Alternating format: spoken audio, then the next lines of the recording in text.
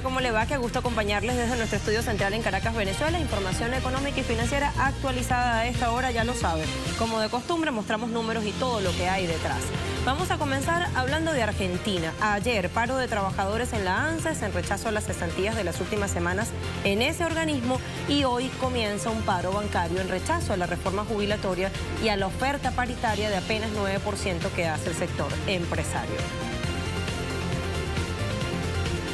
El gobierno de Michel Temer no termina de decir no rotundo a la contraoferta que hizo la fabricante estadounidense Boeing. Lo defensivo militar sigue siendo una piedra angular, un punto que dice el gobierno en el cual no quiere ceder porque sabe, y así lo ha manifestado públicamente, sería arriesgar demasiado.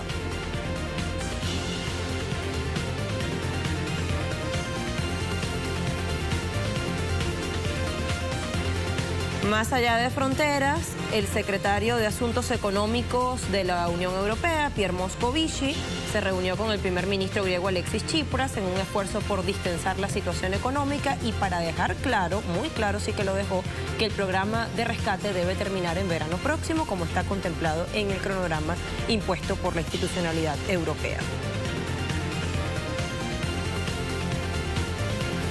Y en nuestro expediente económico vamos a analizar un asunto bien interesante, una de las aristas de la absurda acumulación de riqueza de unos pocos privilegiados en el mundo. ¿Qué papel juega la herencia en ese proceso? Lo vamos a revisar. Vistos los titulares, comencemos a desarrollar estas informaciones.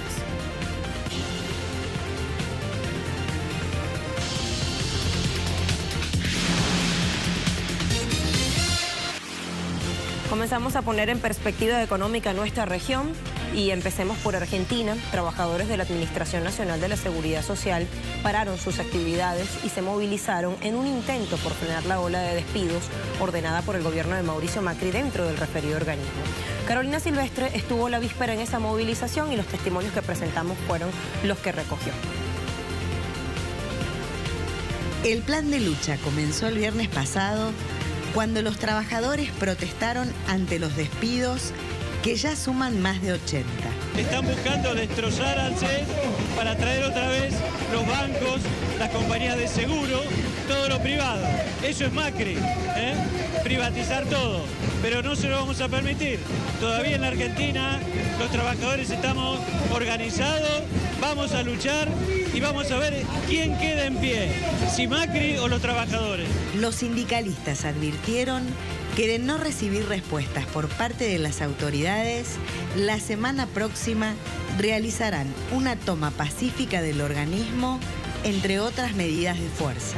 Seguiremos en la misma sintonía, asambleas permanentes, movilizaciones, escraches a los funcionarios que dieron los listados de los nombres de los compañeros. La diputada nacional del Frente para la Victoria, Mayra Mendoza, denunció que el megadecreto que firmó el presidente Mauricio Macri no solo habilita al gobierno a utilizar recursos del Fondo de Sustentabilidad del Sistema Integral Previsional, sino que también a sus socios. El Grupo Clarín tiene 9% de acciones dentro del Fondo de Garantía de Sustentabilidad. Y como ellos creen que son los dueños de la Argentina y dueños de la vida de todos los argentinos, también creen que el Estado les corresponde o deben quedárselo. Y por eso van contra el Fondo de Garantía de la Sustentabilidad, y para eso necesitan también despedir trabajadores. Además de reclamar la inmediata reincorporación de los empleados despedidos y el cese del vaciamiento del organismo, anunciaron que se sumarán a la protesta convocada por las centrales obreras. El día 21 vamos a marchar en unidad con la CGT y con las dos CTA, porque entendemos que como dijo Hugo Moyano, este problema lo resolvemos entre todos o no lo resuelve nadie. Y ahí es donde tiene que primar la madurez de la dirigencia, que creo que la hay, pero fundamentalmente la solidaridad del pueblo trabajador, que se viene expresando casi desde el primer día que asumió Mauricio Macri para frenar este modelo de ajuste y este neoliberalismo que está contaminando y arruinando la vida de los argentinos. Los trabajadores de la Administración Nacional de la Seguridad Social también se sumarán al paro con movilización convocado por los gremios estatales para el próximo 15 de febrero. Carolina Silvestre, Telesur, Buenos Aires. Bueno, y como continuidad a este paro y movilización de los trabajadores de la Seguridad Social de Argentina, la Asociación Bancaria ha convocado para este viernes a otra paralización general, la primera de 3 que esperan concretar en este mes de febrero, según entendemos, en rechazo a la reforma previsional y al incremento de apenas 9% para las paritarias. Por eso está nuestro corresponsal desde Buenos Aires, Edgardo Esteban. Edgardo, te pregunto, ¿quiénes han acogido la medida, si es que ha sido acogida desde muy temprano como estaba previsto, y qué consecuencias podría generar considerando que estamos entrando ya a un fin de semana feriado porque se une con las festividades de carnaval?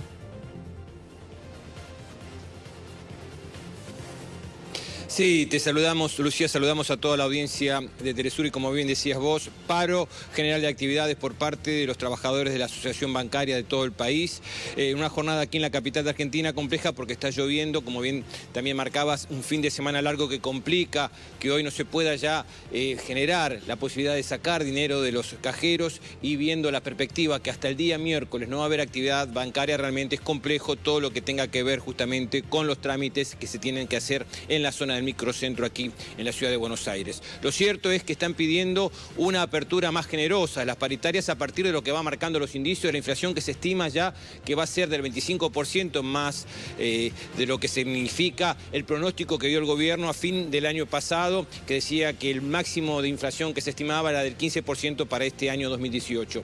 Las cámaras empresariales están ofreciendo solamente el 9%. Algunos sectores dicen, y el propio secretario general de los bancarios, Sergio Palazzo, de que los empresarios dicen que pueden negociar por más dinero, pero que la presión del gobierno a bajar los costos con los salarios es que se pone este tope del 9%, que es irrisorio en función de las grandes ganancias que ha tenido la especulación argentina con las políticas que implementa el gobierno de Mauricio Macri. Expectativa por lo que va a pasar la semana próxima, porque el día miércoles hay actividad bancaria, pero jueves y viernes nuevamente habrá medida de fuerza si no hay una solución concreta y no hay una apertura al diálogo por parte de los empresarios con los trabajadores para buscar una solución concreta en esta negociación de paritarias, que son importantes porque también junto a los docentes marcan la perspectiva de lo que significa la negociación de los salarios de los trabajadores aquí en la República Argentina. Con relación al ANSES y al informe que recién escuchábamos de la Administración Nacional de Seguridad Social, es parte también de lo que significa esa ley de previsional que se aprobó a fines del año pasado, porque se redujo en 5.000 millones de dólares lo que significa el dinero para los salarios de los jubilados y los pensionados. La administración justamente es la que genera esos recursos, la que da justamente el pago de estos haberes a los jubilados y pensionados, y de esa perspectiva que se despiden 82 trabajadores es parte y consecuencia justamente de ese desgaste que se busca al sector que menos tiene. En lo que va del año 2018 hasta ahora hubo 6.638 despidos en la República Argentina. El 58% son de empleados estatales. Más de 6.000 despidos, increíble la cifra, se dice fácil, pero es muy duro. De allí tantas movilizaciones, estamos muy pendientes de esta agenda que están cumpliendo los trabajadores. Muchísimas gracias, compañero Edgardo, por todos estos detalles. Te vemos luego. Allí teníamos la actualidad con nuestro corresponsal. Y miren ustedes, para añadir y ya cerrar este tema, los trabajadores lo que dicen es eso, que no se corresponde con las expectativas ni con los niveles inflacionarios que ha registrado en estos años la gestión de Mauricio Macri, aun cuando desde el Banco Central y desde el propio Ejecutivo se diga lo contrario.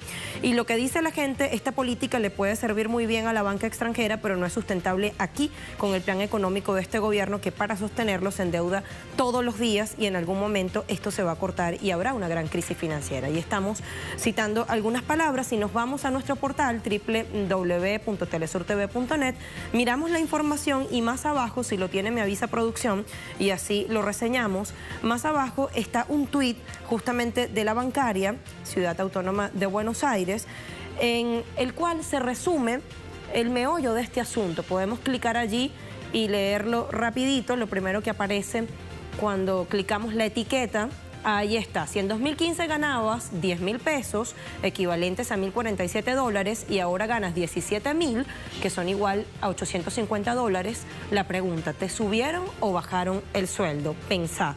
Y bueno, porque acá el dato importante es que el dólar se anotó máximos históricos, ayer cerró en 20,20 pesos, es decir, registró un pico de cotización, y deja esto en evidencia las fuertes presiones en el mercado cambiario.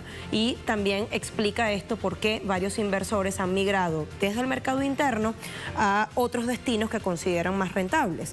Y la pregunta que evidentemente nos viene a la mente es cómo resolverá el gobierno de Mauricio Macri esto que se ha vuelto un verdadero problema en las últimas jornadas, lo que está ocurriendo con el asunto cambiario. Bueno, cerremos Argentina y vayamos ahora a hablar de Brasil. Hablar de México, excusen. Este jueves el secretario de Energía de México, Pedro Joaquín Caldwell, indicó que Canadá, el propio México y Estados Unidos han conformado un grupo técnico para evaluar el impacto de un eventual paquete de sanciones petroleras contra Venezuela, tal cual como lo amenazó o lo instruyó más bien el secretario de Estado de Estados Unidos, Rex Tillerson, en este periplo internacional reciente que hizo exactamente por 5 países de nuestra región con el objetivo de aplicar mayores sanciones financieras y comerciales contra el pueblo venezolano, todo sin distingo. Tillerson tiene previsto reunirse con el presidente Trump en los próximos días para que sea este quien tenga la última palabra. El presidente de Venezuela, Nicolás Maduro, de su parte, ha sido muy enfático en asegurar que la nación bolivariana está preparada para enfrentar cualquier amenaza o embargo petrolero, como se decía desde Argentina, así se le escuchaba decir a Tillerson. Hay ciertos analistas y expertos del lado heterodoxo que consideran que esta medida podría suponer un arma de doble filo para Estados Unidos si no tiene cómo cubrir los 339.000 barriles que diariamente le envía a Venezuela. Y esto provocaría, entre tantas consecuencias que generaría una situación de esta naturaleza, un incremento en los precios de la gasolina y del diésel en el mercado estadounidense de 3 a 5 dólares el galón.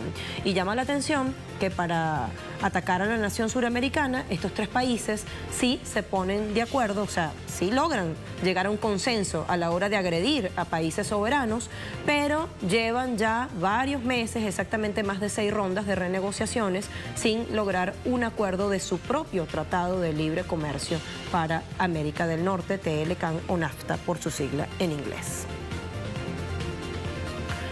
Y ahora sí les hablo de Brasil, era que yo me adelantaba. En el pulseo entre Embraer, la tercera mayor aeronáutica del mundo, y la estadounidense Boeing, el gobierno de Michel Temer todavía no informa si aceptará o no la contraoferta que hizo el fabricante estadounidense a mitad de esta semana de conformar una empresa nueva de la cual Boeing tenga el control del 90% de las acciones, pero Embraer mantenga la administración de las operaciones defensivas y militares, que es lo que más le preocupa aparentemente al ejecutivo brasileño. Parece que el gobierno de Temer ha hecho algunos a esa propuesta o contraoferta, pero lo que se dice públicamente es otra cosa. Según difundió el diario brasileño O Estado de Sao Paulo, el ministro de Defensa, Rolf Jungmann, insiste en que el Ejecutivo o al Ejecutivo le sigue preocupando la parte defensiva militar.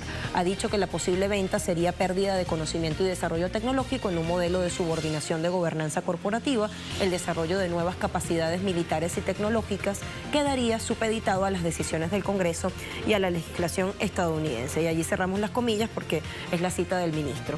Y volvemos a abrir, y reconocía o admitía, ningún país del mundo vende una empresa estratégica y líder en tecnología como Embraer. Esto lo decía para cerrar el titular de Defensa del Gigante del Sur. Muy a pesar del plan de privatizaciones de recursos y bienes estratégicos que ha puesto en marcha el gobierno de Temer, acá Boeing manifestó su intención de hacer la adquisición, el gobierno rechazó la idea y Boeing no se rindió y ha presentado una contraoferta, como decíamos, que es esta, crear una nueva empresa dedicada a la aviación comercial y privada y que la estadounidense sea propietaria de 90% a cambio de que Embraer pueda mantener su división de defensa. Pero todavía no comunica el gobierno una decisión rotunda, sí o sí no, ya veremos.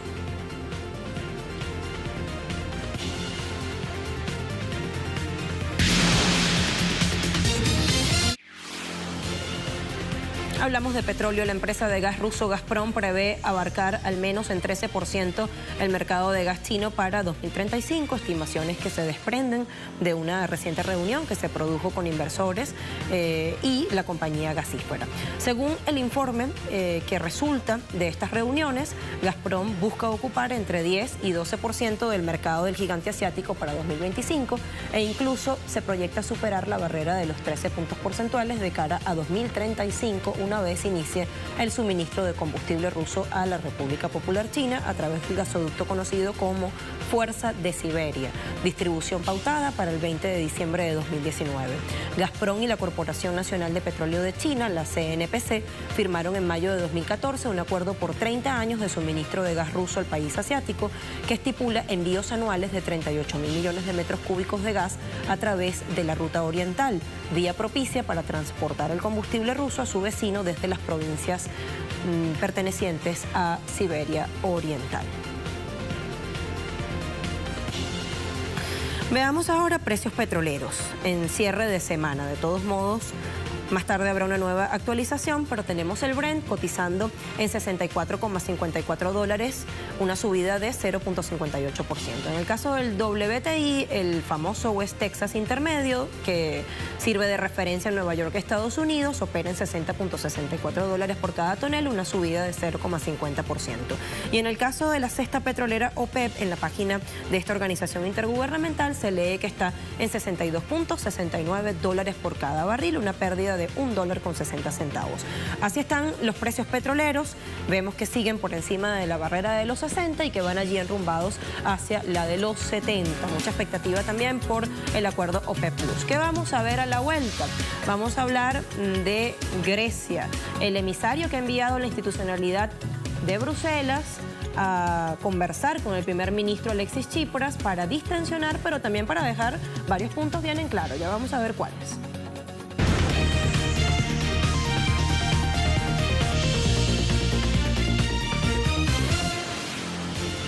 Después de un shutdown parcial del gobierno que comenzó a regir desde la medianoche y fue el segundo de este 2018 en actividades no esenciales y agencias federales, recuerden que pasaba también del 20 al 23 de enero, la Cámara de Representantes de Estados Unidos logró este viernes dar visto bueno al acuerdo presupuestario previamente aprobado el miércoles por el Senado y necesario, fundamental para que la administración pueda seguir funcionando. Claro, se trata nada menos que del presupuesto, del dinero. Se sabía que en primera instancia el debate en Cámara de Representantes sobre este acuerdo presupuestario de $400.000 millones no sería exitoso. Será válido para 2 años fiscales y va íntimamente ligado a la extensión de fondos por 6 semanas mientras culminan todos los trámites para poner en marcha este presupuesto federal que debió estar aprobado en octubre cuando iniciaba el año fiscal, pero así no ha sucedido por las diferencias, los dimes y diretes que se han presentado entre el bipartidismo legislador. Para que se haga efectiva la reapertura administrativa ha sido necesaria la firma del presidente Donald Trump. Los demócratas insistieron en que para dar su voto a favor sería necesario que ese presupuesto contemplase una partida específica para proteger a los dreamers o a los soñadores que Trump quiere expulsar del territorio a partir del vencimiento en marzo del plan que les acoge. Y hubo varios republicanos que también votaron en contra porque consideran que se contempla en ese presupuesto un nivel excesivo de gastos que la administración luego no podrá costear por su endeudamiento excesivo. De hecho, el techo de la deuda tuvo que ser extendido por un año más. El senador republicano Ron Paul, quien se mostraba bastante contrario, decía o pronunciaba palabras como estas: no puedo con toda honestidad y buena fe simplemente mirar para otro lado porque mi partido ahora es cómplice de los déficits, en alusión a los republicanos. Miremos entonces estos mensajes que publica Donald Trump. Aquí está. Acabo de firmar a Bill. Nuestro ejército ahora será más fuerte que nunca. Amamos y necesitamos a nuestros militares y les dimos todo y más. Primera vez que esto ha sucedido en mucho tiempo. También significa trabajos, empleos y empleos. ¿Por qué publica esto Donald Trump? Porque ese presupuesto federal que regirá a partir de muy pronto por 2 años fiscales en Estados Unidos, contempla un importante gasto militar. Se ha elevado el gasto militar. Y ayer decía el secretario de Defensa de Estados Unidos, decía: sabremos utilizar sabiamente este dinero. Si no se hubiese aprobado ese presupuesto, ese gasto militar, habrían dejado desabastecido al ejército más poderoso del mundo para librar batallas futuras. Y nosotros nos preguntábamos cuáles batallas futuras pretende librar Estados Unidos. Hablemos ahora de Europa. La institucionalidad europea manda emisario a Grecia para garantizar que sus imposiciones a cambio de más dinero se cumplan cabalmente. Adentro las cosas muy mal, así lo dice la gente. Hacia afuera se vende la imagen de que todo va mejorando y que la economía podría entrar en una suerte de círculo virtuoso de crecimiento. ¿Realmente eso es así? Bueno, veamos qué ocurrió en la reunión entre Tsipras y Moscovici. El primer ministro griego Alexis Tsipras y el comisionado europeo para asuntos económicos Pierre Moscovici discutieron los próximos pasos a seguir en el programa de rescate. El tono de optimismo matizó un encuentro intenso. Tengo confianza porque veo que ahora la economía griega está claramente en recuperación. Ayer entregué las cifras de crecimiento: 1,6% para 2017, 2,5% para los próximos 2 años. Veo que el empleo está mejorando, que la vuelta al mercado está en marcha a pesar de las turbulencias del mercado, y también es un mensaje de esperanza, porque estoy bastante seguro de que podemos avanzar hacia una conclusión exitosa del programa en el verano. Sin embargo, el optimismo tal vez tenga que ver con un claro objetivo: asegurarse de que el programa de rescate financiero culminara el próximo verano, como estaba previsto en el cronograma. No importa si la salida es limpia, dura o blanda, lo importante es llegar hasta el final y que se cumplan todos los requisitos, declaraba después de la reunión Moscovici. Creo que en junio tiene que haber un acuerdo global, así como sobre cómo concluir el programa, pero también cómo manejar las medidas de deuda a mediano plazo y cómo definir una vigilancia posterior al programa para un país que recupera su soberanía completa, pero que al mismo tiempo respeta sus compromisos con los socios dentro de la zona euro. En eso trabajamos. Uno de los factores claves en las negociaciones entre Atenas y la institucionalidad europea es el desarrollo del mecanismo propuesto por Francia, presentado el pasado junio, que tendrá como finalidad establecer un vínculo entre el alivio de la deuda y las tasas de crecimiento. Según las proyecciones presentadas, se espera un crecimiento económico de 2,5 puntos porcentuales tanto para 2018 como para el próximo año, algo que aún no se sabe si será posible. Bueno, aprovechamos el tiempo rapidito, hagamos una segunda y última pausa y a la vuelta vamos a mirar qué papel juega la herencia en ese proceso tan absurdo de acumulación de riqueza que hace que los ricos sean más ricos y los pobres más pobres.